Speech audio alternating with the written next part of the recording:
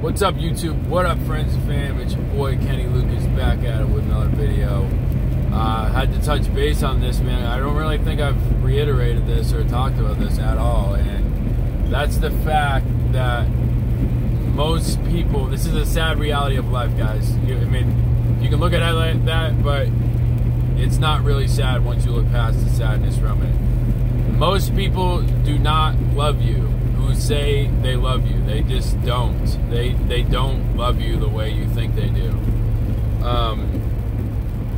And maybe you're one of these people that don't love people even though you say you love people. You know what I'm saying? Like, there's a big fucking difference. A lot of people are so shallow when push comes to crunch, or when things come to an end, or when your life's on the line, or you're fucking at the point in life where you have no fucking gas money and you have to beg people for money. Like, see who's with you on those moments, and then you'll really figure out what the fuck love is. Because a lot of people do not know what love is. They're very shallow, and they just want to see what's in it for them and how they feel, and how, you know, like, so they'll love you as long as you act a certain way so it makes them feel well.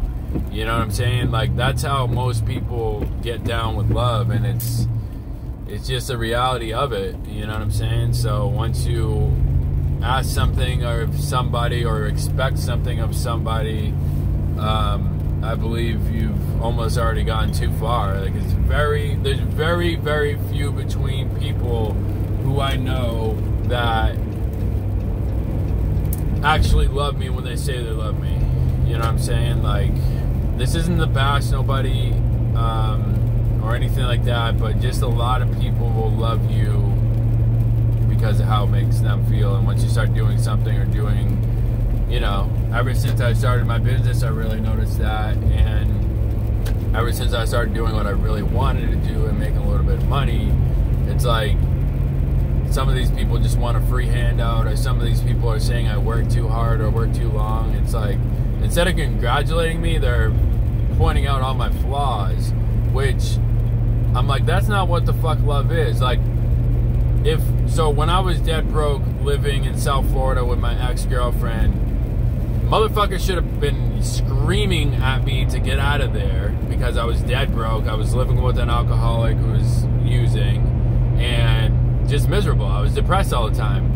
People should have been fucking screaming at me to get out of there. Not like, oh yeah, it's okay, and I'm gonna just listen to you complain. It's because people fucking are so comfortable living in their own complaints and own negativity that when somebody else is there too, they love it. They love it. I had more friends when I was fucking depressed and anxious and sad all the time.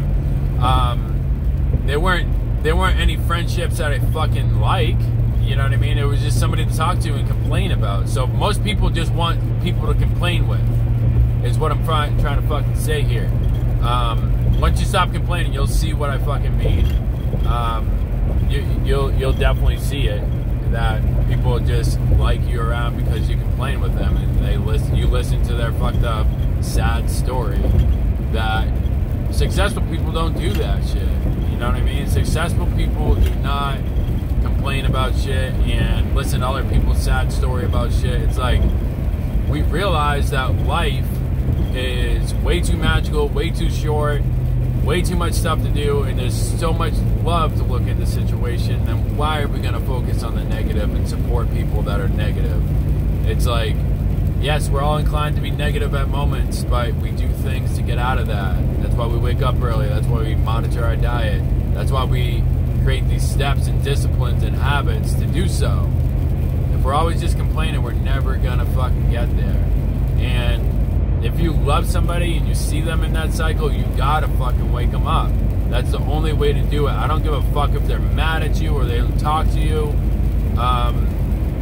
That's really what you gotta do. Don't side with me, enlighten me. That's love. Don't side with me, enlighten me. That's what the fuck love is.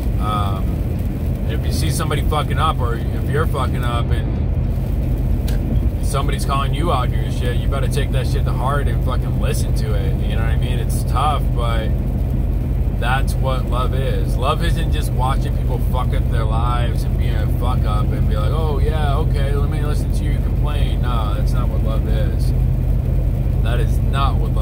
people did that to me for way too long, then I realized, oh, okay, they're not loving what they do either, so that made sense. They were fucking supporting my depression and supporting my lack of vision. You know what I mean? Like, I don't even put up with that shit anymore. I don't really talk to anybody that doesn't have a fucking vision. Like, if you don't have a vision, it's like, it's so hard for me to even have a conversation with you. You know what I mean? Like, if you're not excited about where you're going, like, what the fuck are you doing? You know what I mean? Like, that's the first step, guys. It's getting that vision, believing in the vision, getting the vision, making the vision board. You can put it in writing, you know.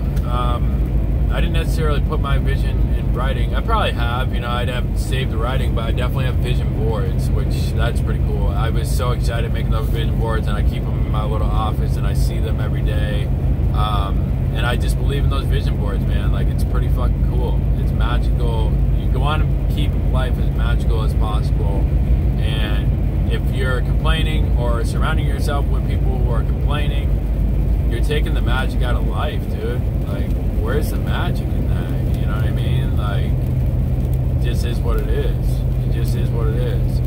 And that's just like in relationships too. When you're dating a girl, what I find is that a lot of these women who I've dated before, what I've concluded is the only thing they want from me is fucking sex and what else? They want, you know, they want free rent and fucking whatever else I'm gonna buy for them because I'm a nice guy. I do those things. But once I strip away the sex and I, you know, tell them like, you know, say if I want to be abstinent for a fucking year, then see if your girlfriend stays around. Honestly, like, they say the way I look at it is that every girlfriend I've ever had is like my best friend at the time. You know, like, I've lived with them. I live with them every day. We talked every day. So why is it when we strip away sex or strip away the romance from that relationship, why does it just end? That's what I don't get. I don't think they ever have loved me, because if they did, they would be able to talk to me going forward. Maybe it's just a woman thing that women get up in their mind about and they're still attached, but I don't know what that is, man. I don't think that's love at all. The love is like, for everybody I love, I will do anything for them to my best capability, you know, and I will do anything for them. That's how I feel. No matter if they're my fucking ex-girlfriend or whatever. But if they're my ex-girlfriend that stopped talking to me after we dated or fucking blocked my number, then one day they're like, oh, do this, do that. No, you don't do that.